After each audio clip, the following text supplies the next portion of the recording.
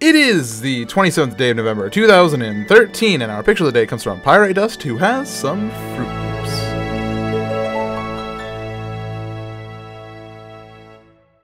Good morning, Mindcrack. How are you all doing? We're here at Duciopolis, as always, and we are going to be working today on a brand new project. It is going to be a long garden. This is the wrong block. That'll bug me now. Thanks for that. It's going to be a long garden that's going to extend most of the way down here. I don't know how wide I want it to be. I feel like having it be this wide would be more than enough. In fact, I kind of just want to go with like right here. And how many blocks is that from the center here? 1, 2, 3, 4, 5, 6, 7, 8, 9, 10. Perfect. Let's keep it with that. It's nice and even, and it'll work. All right, so 1, 2, 3, 4, 5, 6, 7, 8, 9. And I did my spacing wrong on these. Obviously, I didn't really count them. I kind of just estimated, but nonetheless. Ow! Yo! Block! You got a problem with me? Yo! You want to go? Huh? Boy! Boy! Okay, I'm done. Let's make sure 1, 2, 3, 4, 5, 6, 7, 8. Yeah, okay. Just want to make sure I was counting from here and not from here. That would have been a dummy move.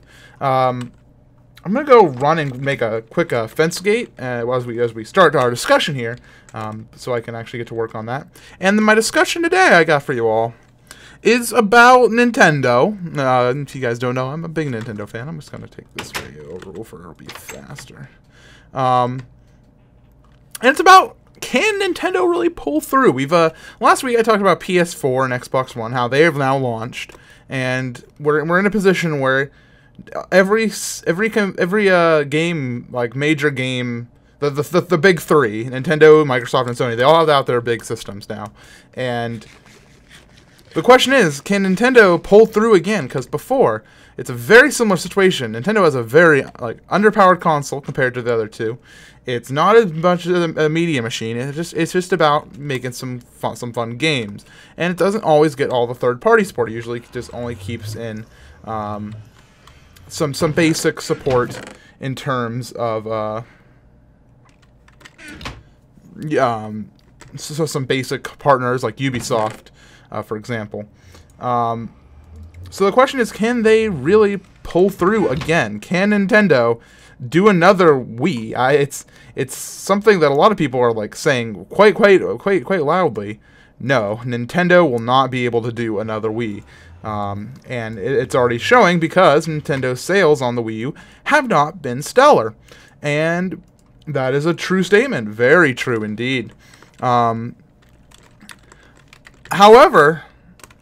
I don't think we should count Nintendo out yet. Of course, I'm a Nintendo fanboy, so I'm a little bit biased here. But let's take a look at the 3DS. The 3DS started out with horrible sales. People were claiming it to be overpriced, underpowered compared to the Vita, and they were just like, this is not a system that I want. The games on it were very few and far between in terms of quality. However, now the 3DS is selling very well. Not as well as the DS did, but it's still selling very well, and it is a success, and it is triumphing the Vita in terms of sales. So can we expect to see the same thing from the Wii U? Is it going to not live up to the Wii, but can it actually just, can it still hold its own and not be like, devastating for Nintendo? Can it still be a success? And my answer is, I think yes, of course, yes it can. And I think that Nintendo knows what they're doing, because just recently we had the release of A Link Between Worlds. Of course, that is a 3DS game, but it is just another example of showing how well Nintendo is doing in terms of releasing stellar games for that system now that they've really started to get their momentum. And I feel like that's because that game has been rated 10 out of 10 on so many websites. It's insane. And I personally have just finished the game recently, and it is an amazing game. And I was really blown away by how great it was. But they also, the same day, released Super Mario 3D World. And people have been very, very appropriately comparing A Link Between Worlds and Super Mario 3D World, saying that this is how Nintendo is going to win the Wii U. Like, this is how they're going to turn the Wii U into another 3DS. They're going to start releasing these games. They already did their price cut like they did with the 3DS.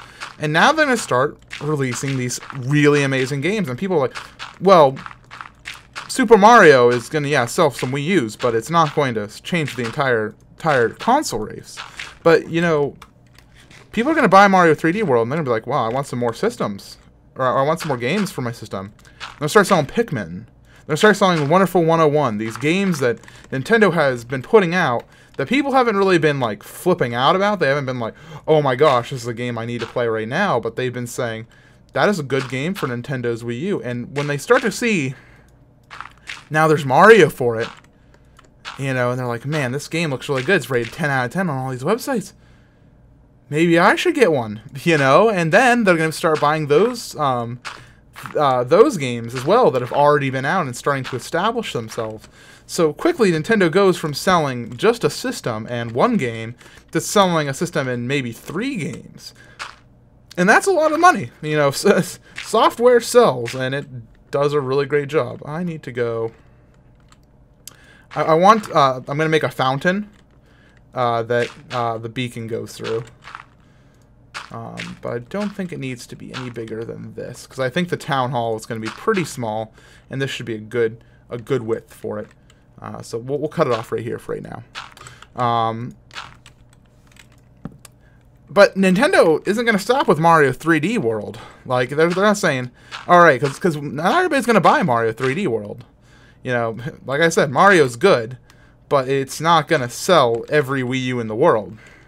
So what are they doing? They have Super Smash Bros. Coming out next year. They have Mario Kart coming out next year. They got a new Zelda, maybe not releasing next year, but darn soon, my friends. We're going to have a new Zelda on the Wii U, and you better believe that this new Zelda game is going to blow people's minds.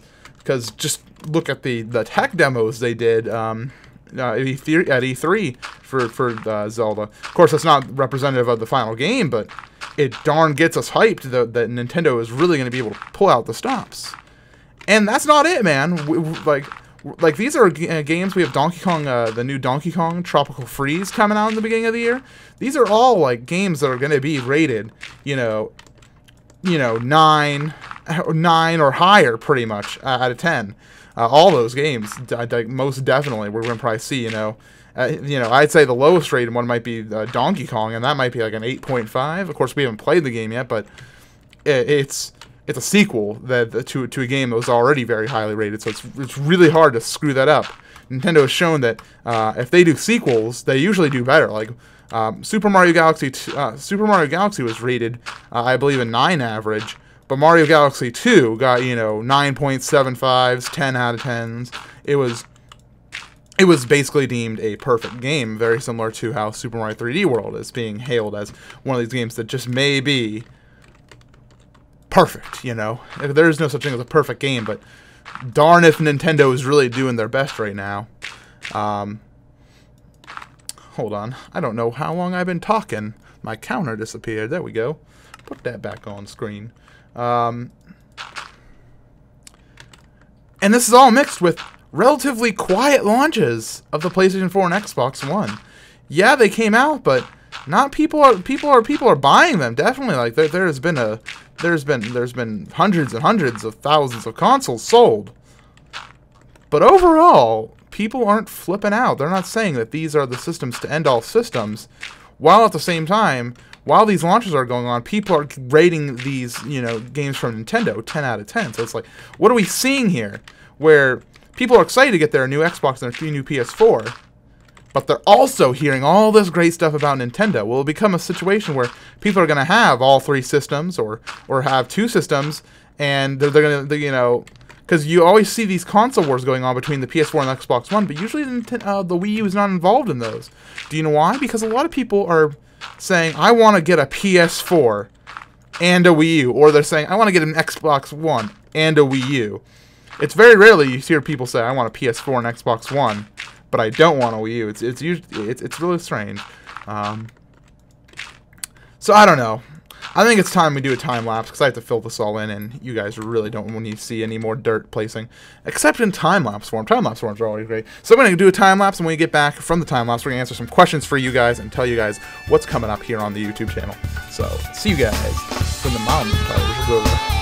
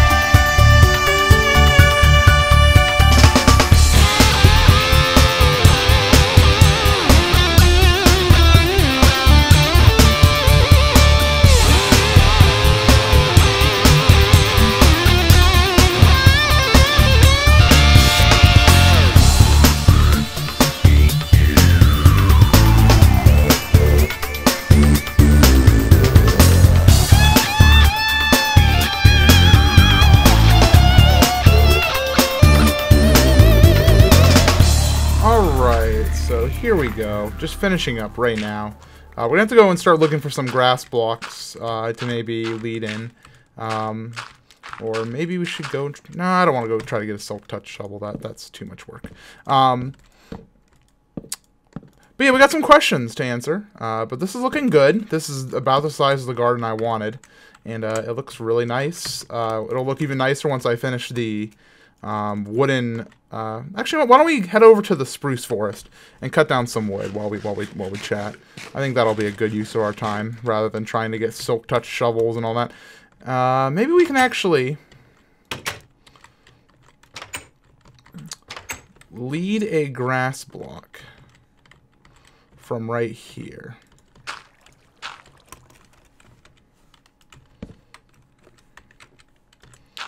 And just bring it in like this.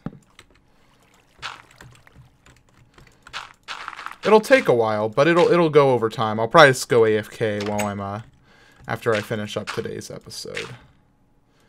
There, that should actually bring it right on in pretty well, and it's already lit thanks to everything else, so that's good.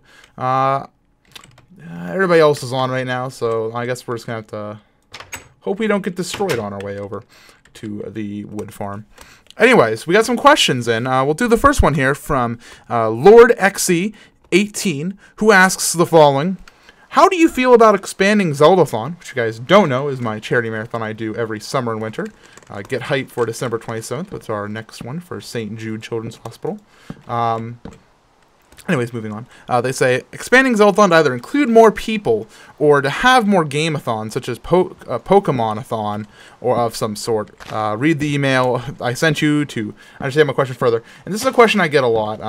And a lot of it is people who are very interested in Zeldathon. They've been huge fans of Zeldathon. They want to participate more. They want to go beyond just donating or sharing the thing. They want to become involved with, coming to the marathons. They see how much fun we have here, and they think, yes, this is something I can do. And I agree, this is something that people should do. People should get involved in charity marathons. The big thing with Zeldathon, though, and it's unfortunate, is right now we're inside this place where we're getting a very, very big audience, but we're still doing it from my own house, and I can't invite people here who I do not know. To answer your first question, like the quickest way, I can't include more people that I don't know. We include new people every time we try to bring in new people, give them a taste of Zeldathon, and usually they have a standing invite after that point. But it's difficult. It's very difficult to just say, all right, we're open to the public. That's something that we just can't do, and it hurts to tell people they can't come to Zeldathon. Because there are people who are outstanding members of our community, the Zeldathon community. They've been around for marathons and marathons, but we can't just have everybody over. So it's a tough decision when I have to make. Tell people, yeah, sure, come over to my house. However, we are going to be expanding Zeldathon. In the summer, we're currently looking at options to have Zeldathon actually hosted at a local hotel rather than a local house. Yes, it's still not going to be open to the public. We can't just do that. It's still a local hotel, and it's still not that, we're not going to be able to, it's not a huge hotel. It's a tiny Days Inn inside a suburban town, It's like, what are we going to, how many people you think we can have here? So we have to be reasonable about it, and we can't just say, everybody come on over to Zeldathon. That would not go very well for us. It would make the Zeldathon more bogged down. It would make it, tough. We're at a position right now where we have as many people as we have games that we play during the marathon, and we're not really ready to start, taking, like, let's just have a nice little example, okay? People ask me, why don't you invite Cosmo Wright to Zeldathon? And if you don't know who Cosmo Wright is, he is a pretty popular Twitch streamer. I know him pretty well. I've chatted with him quite a few times. But if I invited him to Zeldathon, he would have very much nothing to do here. Yes, he could participate, helping read donations, comments, and he could pop in for pretty much any game at any time. But the problem with it is, I'm the one who runs the Wind Waker at Zeldathon, and Andy's the one who runs Ocarina of Time. We don't do speedruns at our marathon. It's a casual gameplay marathon, and so, as cool as it would be to have people like Cosmo over, we can't just do that. And the same thing goes for any, viewer who's, saying, I really want to be a part of Zeldathon. It's like, we admire your courage, but, no, we're all staffed up. We don't need more people. More people is going to create more problems for me to manage, because this is still a thing I manage, primarily in my free time, and to the extent it sometimes does interfere with all the YouTube stuff I have to do. So it's like, because you'll see over this next month, my videos are going to be slowing down, most definitely. You're going to see probably a little bit less than usual. And that's just all because of Zeldathon. But you know what? It's for charity, and that's what it's all about, man. So to answer your question, no, we're not going to do accepting general public, or even to that extent people who we are part of the community. We can't just give out invites to everybody who says I've been at I've watched 4 Zeldathons. There has to be a point where it's like the viewers are still the viewers and the staff are still the staff. We invite people who we know, and that's the way it's gotta have to be. Anyways, to move on to the second part of the question about, are we gonna do a Pokemon marathon? Are we gonna do a Mario marathon? All this stuff. I've always thought about it, and I've always thought, yeah, it would be really fun. It would be really fun to do a Mario marathon, because I would have a lot of fun with that. I think everybody playing the games would have a lot of fun with that. But here's the thing. There are already marathons out there that do Mario marathons. There's Mario Marathon. There's Mario-thon. And I don't feel like it's our place to become, somebody who does all these variety marathons. The speed gamers do all these different charity marathons. I like being Zeldathon. I really like being Zeldathon. And so to that extent, I'm going to answer both of your questions with one thing. Get involved. Start doing your own marathons. You're going to have a crappy first marathon, and you're going to probably raise less than $100 for whatever charity you're raising for.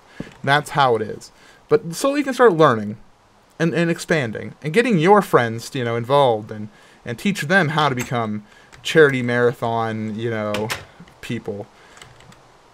And it's going to become bigger, and your marathon's going to start raising more money, and one day you might have something that is basically your own Zeldathon. You don't need to have MC Gamer, and you don't need to have Mike the Guy in the Hat, the Silver, to make these marathons a success. Anybody who has the drive to make a charity marathon happen can make their own marathon. It can be just as fun as coming to Zeldathon. And that's my belief, at the very least. By the way, shout-outs to my reed farm, in case you didn't get to see me build it during Mindcrack at dusk.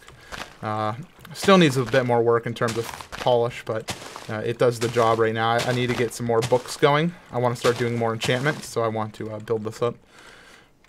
So yeah, make your own marathon. If you want to see a Pokemon marathon, make your own Pokemon marathon. In fact, contact Fun for Freedom, which is the charity website I run.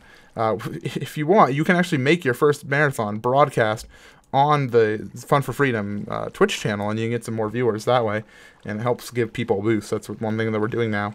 What was I going to do? I was going to do something here. Looking at my inventory, I wanted to build a fountain. Or at least... Yeah, I needed a water bucket. I wanted more smooth. But I don't think I have any more smooth on me. And this isn't going to crate that much. It's going to crate like 8. 12. I guess I can kind of figure it out. Anyways, so that's your question. And we have one more question today, and I want to answer this. I know we're starting to get a lot on time here. Jason Goo asks, what do you think about the people's standard games becoming the standards too high for gaming titles? Did my game just die? Hello? Are we okay? Okay. And people expecting perfect scores, you know, with certain franchises. And I'm going to speak to this. I'm going to speak to this directly. With of course, the example I can give you guys the most information on is The Legend of Zelda, like I said. I know a lot about Zelda. As opposed to giving an equal chance is how they finished up their comment. I'm going to go get some more supplies. And to answer your question, I think that there is a definite, you know, expectation that gamers have nowadays, like where they think Call of Duty, this is going to be the same old Call of Duty they like, and it's going to be good. That's why a lot of people really like Call of Duty. Not because it's different every time. That's what a lot of people complain about. They're like, this is the same game every time. And you know what? Some people like that. Some people want that. They want to play this. They want to know when they start up their game of Call of Duty, they're going to have a Call of Duty game. That's what they expect.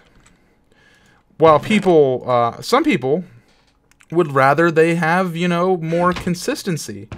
Right, I'm sorry. I've lost my brain. Well, other people, they like to see variety, and, you know, those people really like the indie game markets are a good example. But when it comes to established franchises, people expect them to be good. Like, I expect a Zelda game to be good. I don't expect it to always be the perfect Zelda game, but I expect it to be very good. Now, let me do an example for you.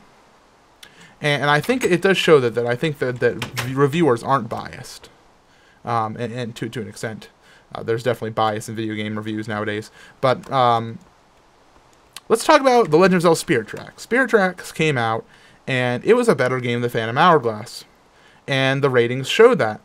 But they were not 10 out of 10 reviews. I believe Spirit Tracks had mostly a review of around 8 out of 10, thereabouts.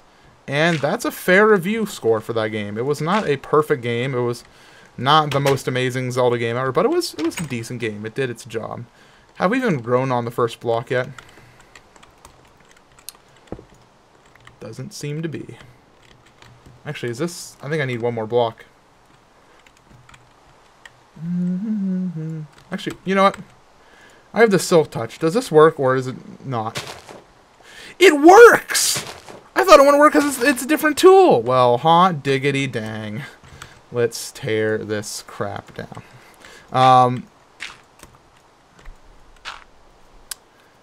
But The Legend of Zelda Link Between Worlds came out just recently, and that game got a lot of 10 out of 10 reviews. And I got a lot of, 9.75s. People were giving this game all the praise. And people were like, well, is this the Zelda bias? Or people just, like, oblivious? They're like, oh, look, it's Zelda, so it's going to get really high reviews. And no, I played the game. It's a very good game. And so, I mean, those are the two... they're not the two latest, because Skyward Sword came out. But I don't think there's a bias. I don't think there's a bias. Not at all, actually. Okay. Let's see here. I think there's a bias in game reviews nowadays, but I don't think it's outrageous. Hold the phone. Sorry, had a mail delivery. Back. So yeah, to finish up what I was saying there. I don't think there's a bias. I think there's a bias in game reviewing. but I don't think that it's just because of established franchise. I think it's more of reviewers being paid tons of money to say good things. Alright, so I think I need to finish this episode up. I don't really... Okay, I need your guys' help with two things before the next episode, or before we... I need a better fountain design. Here's our parameters. We have this amount of space. It can go as high as we want it, but I have no idea what to do with this. So give me some ideas inside the comments or over on the Reddit thread. And we still need wall designs here. Yes. Very good.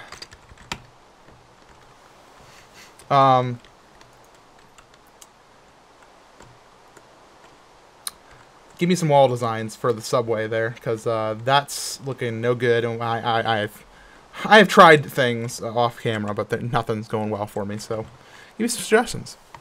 I got some good stuff coming for you today. I got an episode of Mother 3. Moving on, we're going to be finishing up Chapter 7 today. So we're nearing the end of Mother 3 at an alarming pace.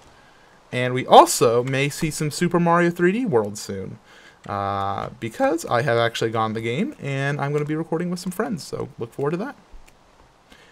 But before we go, it is time at last for your random opinion.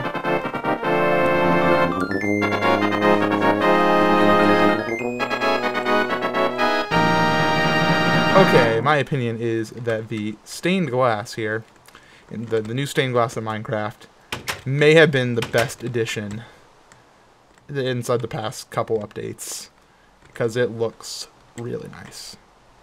Good morning, Mindcrack.